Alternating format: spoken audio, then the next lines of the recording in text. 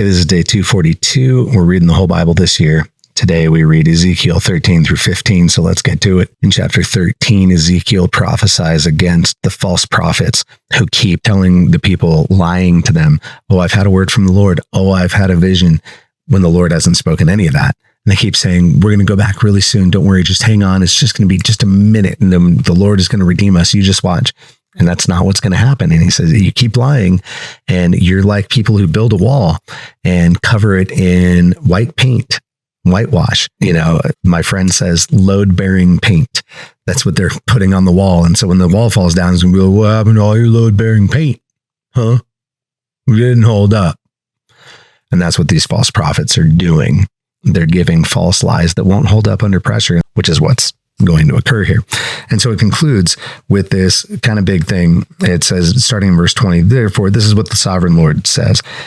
I'm against your magic charms with which you ensnare people like birds, and I will tear them from your arms. I will set free the people that you ensnare like birds. I will tear off your veils and save my people from your hands, and they will no longer fall prey to your power. Then you will know that I am the Lord, because you disheartened the righteous with your lies when I had brought them no grief, and because you encouraged the wicked not to turn from their evil ways and to save their lives. Therefore, you will no longer see false visions or practice divination, which is like witchcraft and fortune telling.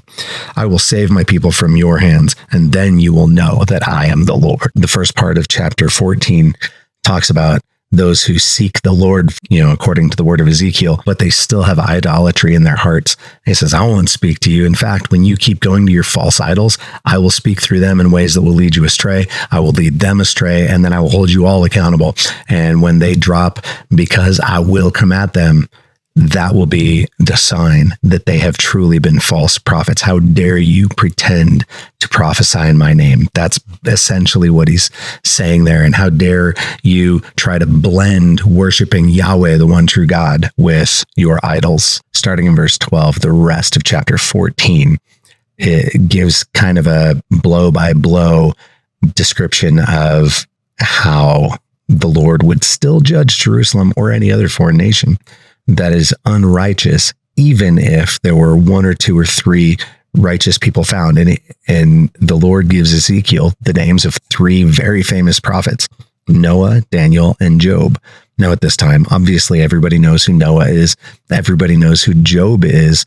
How do they know Daniel? Well, Daniel is actually a contemporary of Ezekiel. The book of Daniel starts at the beginning of the exile, when Daniel and a few other chosen youths are brought into the royal servanthood of Nebuchadnezzar. So it seems that to some extent among the exiles, there's already some notoriety for Daniel. And so it says, but even if Noah, Daniel, and Job, all three of them were there, he says, if I said I'm bringing the sword, and those three were there, they'd be the only three who lived, and everybody else would still die at this point. If I brought famine, same thing. Everyone else would starve to death. I'd save them.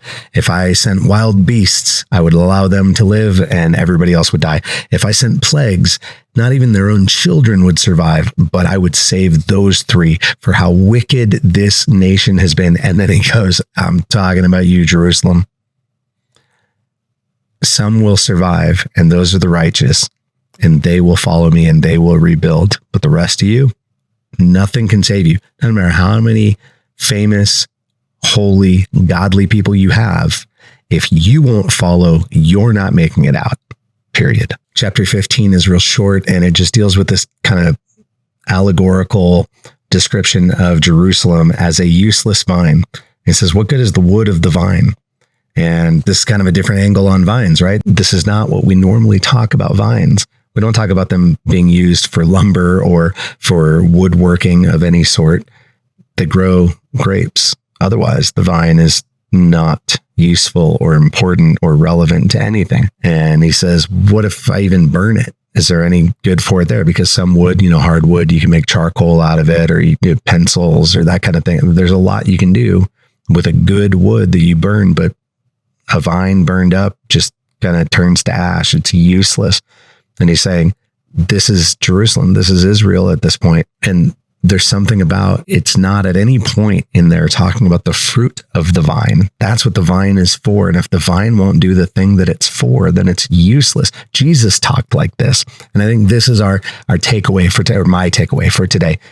Jesus talked about this too. He said, if salt has lost its saltiness, what good is it for except to be thrown on the ground and trampled underfoot? It's no good for anything if it doesn't have that flavor, if it's not going to do the useful thing, if it doesn't have the active agents in there to preserve food and dry out meat and add flavor and, act as a preservative, then it's useless and you just toss it out and it contributes to the gravel on the ground. If we're not going to bear fruit, if we're not going to be salt and light, if we're not going to be the people of God that bring a difference to the world, that represent him to the nations, then there's no purpose for us here. We have become purposeless, and even more, we have become useless to the Lord. That is not a place I want to find myself. Hopefully that's not a place you want to find yourself. The thing is, it's not that hard to not be there. All you have to do is trust in the Lord and follow him. Listen when he speaks, follow what he says, do what he says in his word. It's not that difficult. I mean, it's an impossible task to do it perfectly, but with the Holy Spirit in us, there's no way we can fail at it if we just turn to him and trust in him.